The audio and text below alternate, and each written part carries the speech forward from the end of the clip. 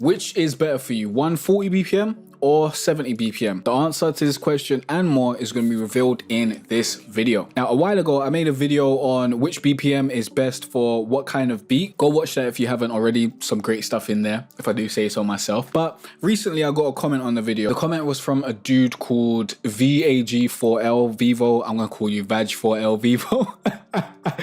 And he said, when I'm at 140 BPM, I feel like I'm making a 90 BPM beat. I don't know how to be on time. So this video is going to explain the difference between a 140 BPM beat and it's actually a 70 BPM beat, not a 90 BPM, because that would be completely different, and a beat of 180 versus 90 BPM, so you can kind of see what's going on there. And by the end of this video, you'll understand what's the difference between these BPMs, and you'll understand which is best for you personally. Okay, let's get into it. Actually, before we get into all that, I've got a question for you. That question is it easier to make hi-hat rolls in double time or half time? Comment down below, let me know your answer. If you don't know, don't worry, I'm going to be revealing the answer later on in this video, so stay tuned. Now, this is the #1 spot for musicians and creatives that don't want to be starving artists, so if that sounds like you, click on that subscribe button, check out the rest of the content on the channel because you will love it here, guaranteed. So let's get straight into it. What's the difference between a beat at 140 BPM and a beat at 70 BPM? Well, here are two chord progressions that I'm going to play for you. One is going to be at 140 BPM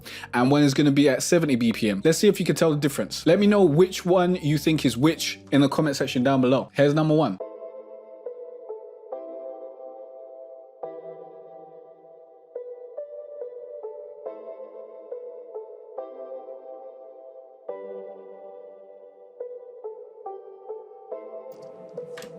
So that was #1. Here's #2. Let's see if you can tell the difference.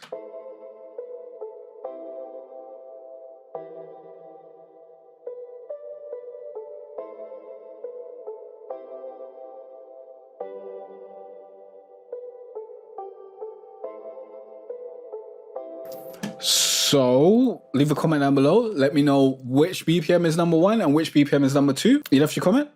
Okay, good.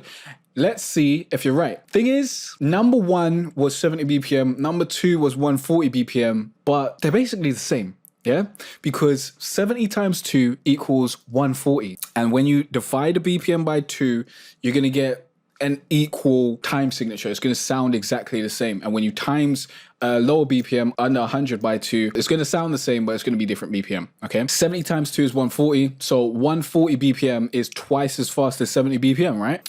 But the interesting part is they're identical in how they sound. 70 BPM is referred to as half time. So is 90 BPM, and generally any BPM under 100, in my opinion, is half time. And 140 BPM and above is generally referred to as double time. Now, 100 BPM to about 139 BPM is a bit of a gray area. I don't consider that to be half time or double time, but that's my opinion. Double time is twice as fast as half time, if you didn't know. That means that 4 bars in half time becomes 8 bars in double time. So you see how this is an 8-bar loop in 140 BPM. In 70 BPM, this becomes a 4-bar loop. Okay, does that make sense? This is why in some of my videos, you'll see me note that 8 bars is actually 4 bars, because generally I always make my videos in double time, or I always make my beats in double time. But when we think of bars and beats, for example, an 8-bar verse, we're talking about half time. Okay, you with me? Now, this can be a bit confusing at first if you're trying to use the info of your DAW to tell you how many bars are in your sections. You'll pretty much get inaccurate reading in double time.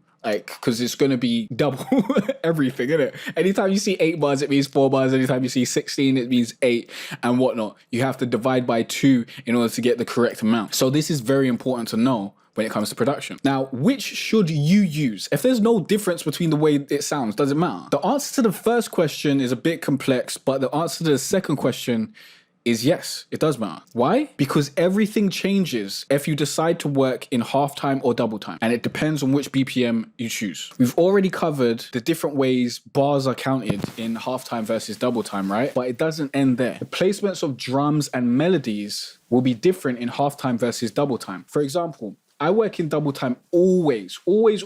So this is our double time snare.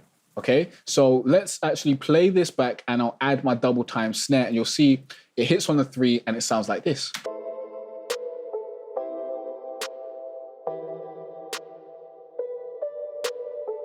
which is halftime, remember, and we change our melody to the correct melody because this is stretched out. This is what hitting on that third beat sounds like.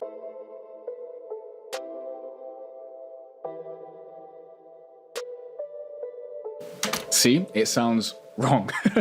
In halftime, we need to hit on the 2. And by the way, if you don't know what the 3 is and the 2 is, it's basically the third beat in the bar or the second beat in the bar. There's 4 beats in each bar if you didn't know. Okay, so let's play this back. This is going to be on the snare's going to be on the 2 this time, and it's going to sound exactly how it did when we was in 140 and the snare was hitting on the 3. So let's play this back.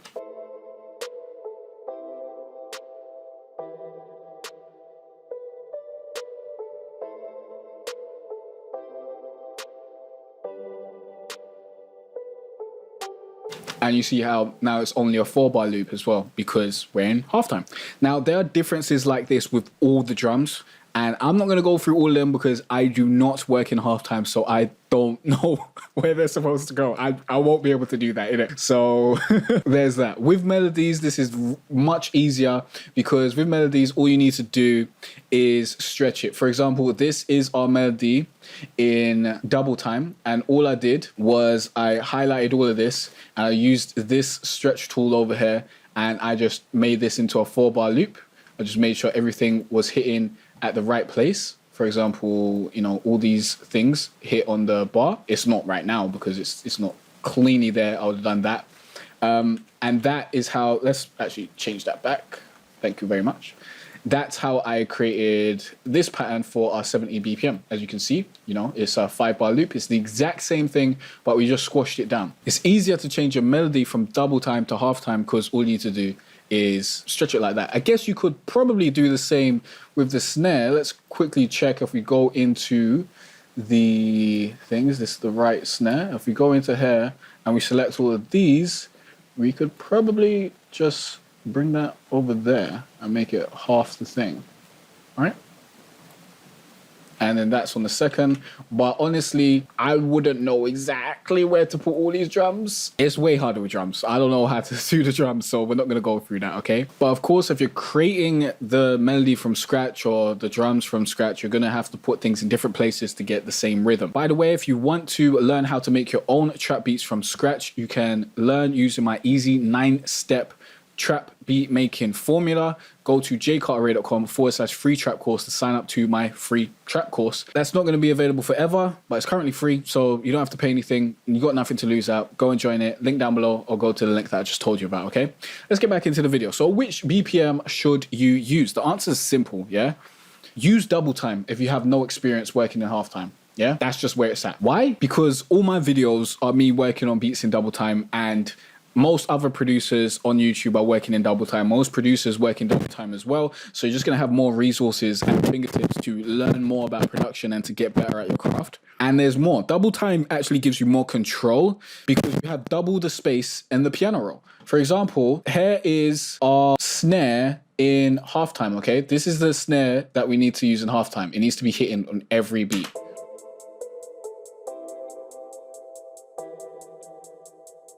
And look at this. It's going to be difficult for us to create a, snare roll and stuff in here. We'd have to go to 4th beat, I guess.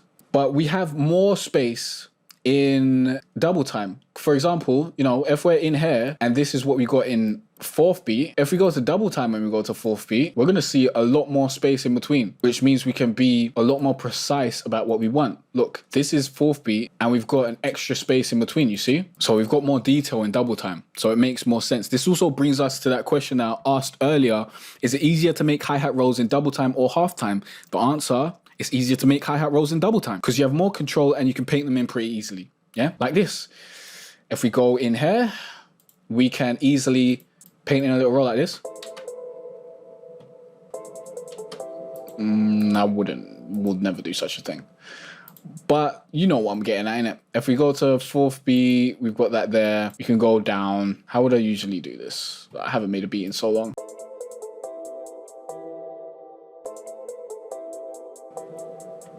We're using the wrong thing as well, so we need to bring that up. There we go.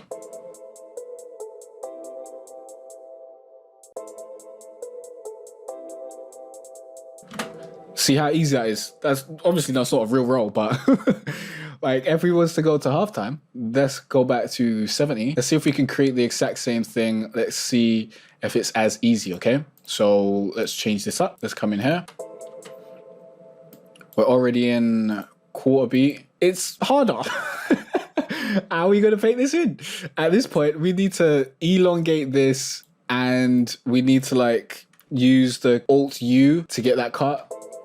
There we go. Then we create it like that, which is okay, but you saw how I did it in double time. It was just way easier. I just placed a hit. Like I didn't even have to think about it. So there's an advantage of being in double time, okay? So the obvious answer is to work in double time, right? But is there any good reason why you should work in halftime? Yeah, there is. Here's why you should work in halftime, yeah? Work in halftime if you're experienced in working in halftime. If you've been making a bunch of beats in halftime and you've gotten used to it, and you know how to make beats in halftime, make beats in halftime because it's just gonna be easier for you to make beats. It's gonna take you less time because you're already experienced doing that, okay? That's the only time it makes sense to continue making beats in halftime, if you're already doing it. If you're new and you're just getting into production, make beats in double time. It's just better and easier, and you're gonna have way more resources at your disposal. You remember earlier in the video, like I mentioned that I don't work in halftime, so I don't know where the drum beats go and that sort of stuff. Those are the growing pains that you'll have to go through moving from double time to halftime or moving from halftime to double time. So pick one and stick with it,